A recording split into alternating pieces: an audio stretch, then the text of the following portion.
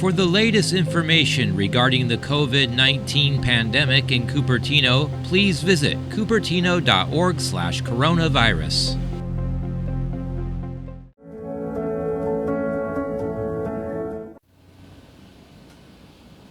Good morning. My name is Ricardo Romero Morales, and I'm a Public Information Officer here at the Emergency Operations Center in the County of Santa Clara. Today, we're here with the Director of the County Emergency of Environmental Health, Michael Villiet. Good morning, Michael. Good morning, Ricardo. Thank you for having me. Of course, it's a pleasure having you here. Before we get started, we want to let you know that there is essential road work happening outside of our studio today. So we do apologize if you hear any construction noise in the background. Also, we want to take this moment to acknowledge the fact that we have removed our face coverings for this segment. This will allow our American Sign Language interpreter to be able to better understand what we're saying. Also, I also want to remind you that right after that, we're going to go ahead and put them back on. And also, I want to remind you of our latest announcement, which is that our Facebook Lives are now happening on Monday, Wednesdays, and Fridays at 10 a.m. And that started this week. Also, if you're wondering about the most recent update about COVID-19 in Santa Clara County, I want to let you know that there will be an update from the health officer today at 10:45 here on Facebook Live, right after this segment. And today we're here to actually talk about serving food and takeout during COVID-19. The shelter-in-place order is intended to minimize physical interaction between people in Santa Clara County. However, it is important to ensure that everyone can continue to access essential goods and essential services. Food is one of those essential goods, and buying food is one of those essential activities. To tell us more about how to buy and serve food safely, we have the County Directors of Environmental Health, Michael Villiet. Michael, again, good morning. It is a pleasure to have you here. Our community has a lot of questions for you, so we're so happy that you're here. Great. Thanks, Ricardo. So first of all, I just want to say thank you to everybody for having me here today. I think that the food issue is something that a lot of people are really interested in. There's a lot of information that's going on out there that is, could be difficult to understand. And so the first thing is that the Department of Environmental Health is actually a larger part of the Consumer Environmental Protection Agency for the County of Santa Clara. And to that end, I also want to wish everybody a happy Earth Day. And as one reminder for Earth Day, please make sure your trash ends up in the garbage, not in our creeks. So please help us do your part in ensuring that that happens. And some of the things that we work on through the department is to support the shelter-in-place order and ensuring that restaurants and other food facilities throughout the county understand what they need to do in order to comply with the shelter-in-place order. And so there's a lot of different things that our organization normally looks at, and there's other operations going on that I won't cover today. But essentially, our organization covers everything from food to water to hazardous materials and solid waste and vector control. And just as a quick note, want to wish everybody a happy Administrative Professionals Day today, and also thank you to all of the essential workers out there serving our community. In particular, our staff has worked very closely with the Public Health Department in developing the requirements for food facilities and recommendations. And we'll talk a little bit about some of those, Ricardo, a little bit later.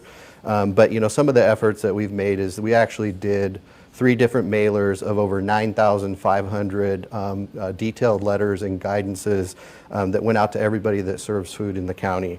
And in addition to that, we've literally made thousands of phone calls, emails, and did numerous site visits to ensure that restaurants and other food facilities understand the operating requirements. So we've been very busy, and we continue to check in and help our food facilities and restaurants understand what those requirements are.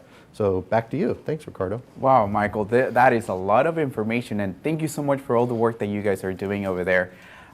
So you mentioned that you have been creating all these guidelines, but before we get into that, can you tell us about which establishments are considered essential, and also, in this case, what guidelines do they need to follow to continue operating? You bet. So a lot of the essential businesses are detailed in the order which is available in its entirety online. But essentially they include grocery stores, farmers markets, farm stands, of course restaurants, convenience stores, charitable feeding such as schools and the food bank, and pretty much any other type of business that serves food to the public. What it wouldn't include would be something like a tobacco store that puts a vending machine in there and then decides to stay open. And so those aren't the kinds of things that we would typically see. In terms of the protocols, we do have a lot of requirements for them to post. And so the big one is posting the social distancing protocol, and that protocol needs to be posted near the entrance, and it needs to cover all of the items that are specified in the document. And they also need to make sure they're implementing it. We really encourage people to stop and take a quick look at that so that you understand going into that restaurant or other food facility what their plan is, because they may actually have expectations of you as well, such as keeping your 6-foot distance from the workers. Several different things are included in the social distancing protocol, and I'll just quickly review some of them.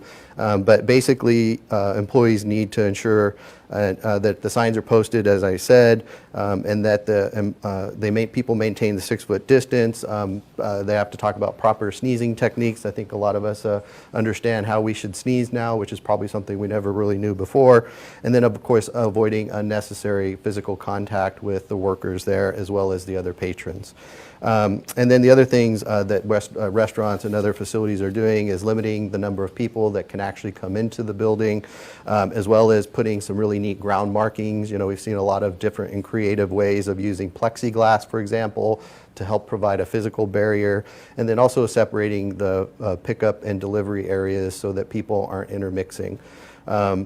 And then I think the number one thing that our office has said for many, many years to all of our food facilities: wash your hands. And there's a detailed list of when you should be washing your hands.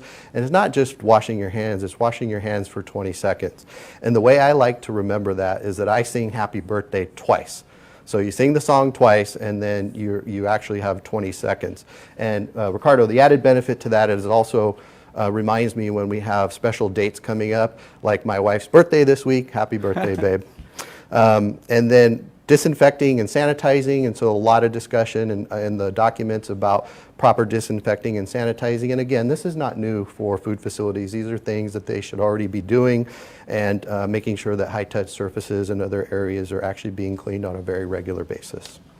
And then finally, just some tips that we would provide to people who are, ordering out.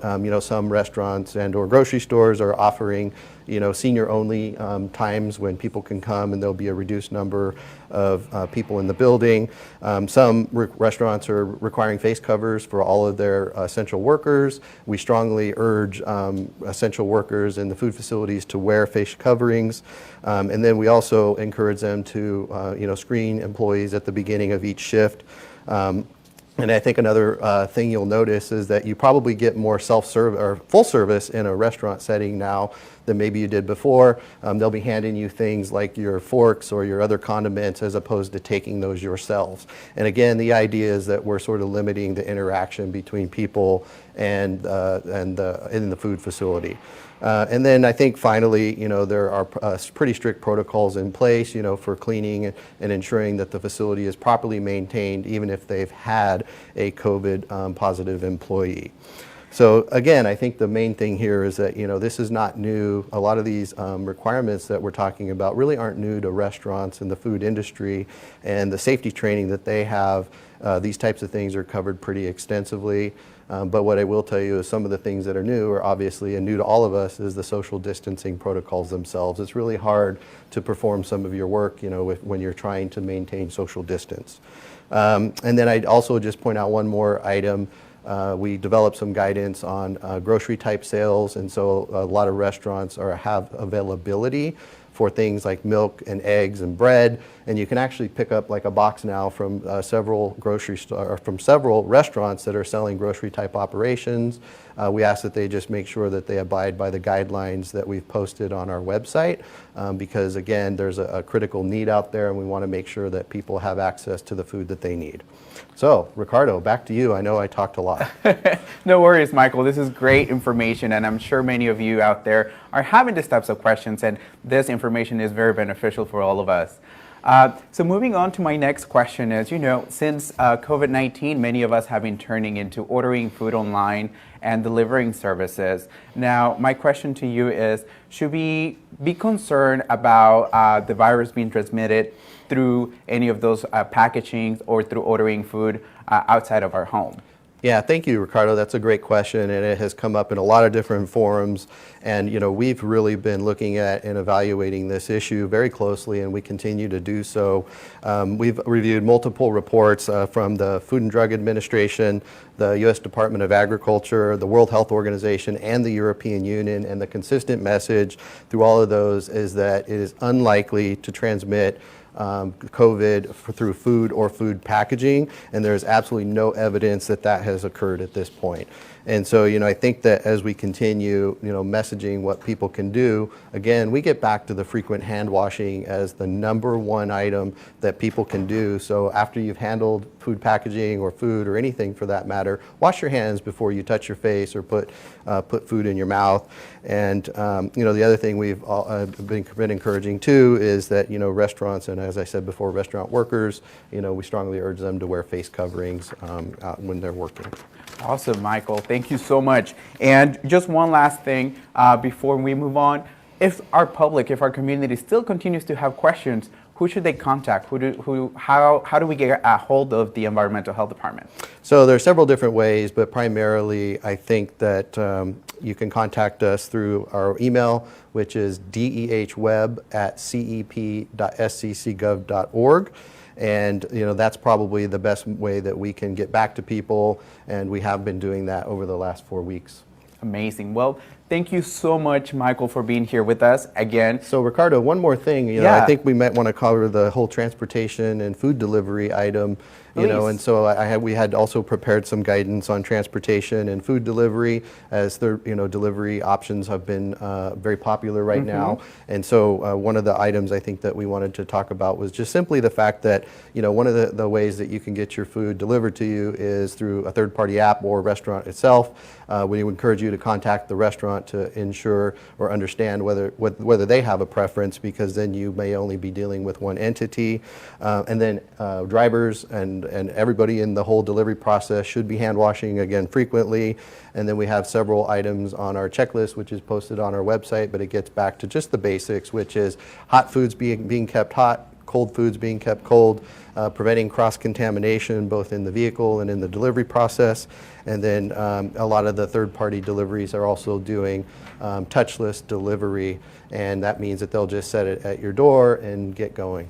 And so there we go. There's the quick tips on food delivery and transportation, and again, that's posted on our website. Amazing, thank you. And again, if you continue to have questions about the role of environmental health during COVID-19, please visit ehinfo.org/coronavirus. And again, thank you so much for being here and for tuning in today. And just to quickly remind you, we have an update from the health officer today at 10:45. So please stay tuned here on Facebook Live. Again, thank you so much for tuning in, and please remember to stay home today. Thank you. Thank you very much.